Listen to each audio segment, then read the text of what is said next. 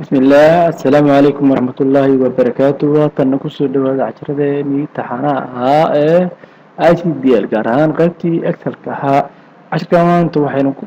كسو قادان دونا absolute reference يعني سيقول قلنا صحتات هراء برنا وحنا ايقول وحين ربنا اين وحيسنا معامير تصالح وحنا برانجيغا وحا قف كانوا يحو استعمالنا في التغييرات صدن كنت qof walba waxbuu isticmaalay marka waxaad rabtaa inaad ogaatid qiimihii calaa qofkii kusoo baxay calaa daqiiqadiina waxay kaa gadan tahay adiga 0.4 see ku helina equal aynu dhahno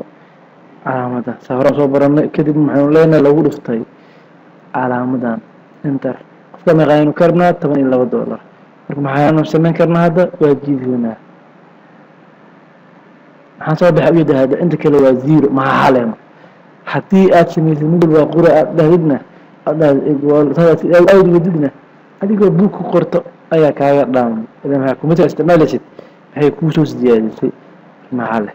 aynu aragno markaas aynu gudka aynu wax kasoo qaxsaat intuu yaalaa wuxuu yaalaa J4 anin gudka aan jawaabta kusoo saaran resultiga macsuul muxuu yahay waa G7 maxaa ka keenaa kana F7 lagu dhuftay G4 maxaa la rab maxaynu sameeynaa dhexda ayaan tagaynaa dhexdiisa kadib waxaan qabanaa F4 maxaa galay calaamada doolada labada dhinac ka gashay kadib enter ayaan leenahay kadib waxaynu sameyn karnaa hadda waa jiidi karnaa weli waa sidiisa hadda aynu dhaano tani oo kale labadan dooni oo soo baxday waxay u soo baxday E14 oo kan ah F14 and F14 ah lagu dhuftay mididu calaamadii xooggeedii oo kan ah hadda si fudud ku saaray si kale aynu dhahno marka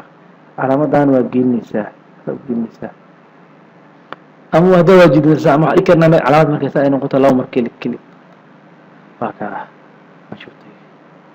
waxaan filayaa inaad fahantay waxaan rajaynayaa si aad cashiradan si fiican aad u sii fahantid inaad ku sii celcelisid waxyaabo badan aad ka sii badbadishid si wax badan oo kugu soo kordho intaynu cashirkaani mid lamid aynu dib u kulmayno waa anigoo injineer cali cabdiqaadir oo idin leh sidaa iyo nabadgelyo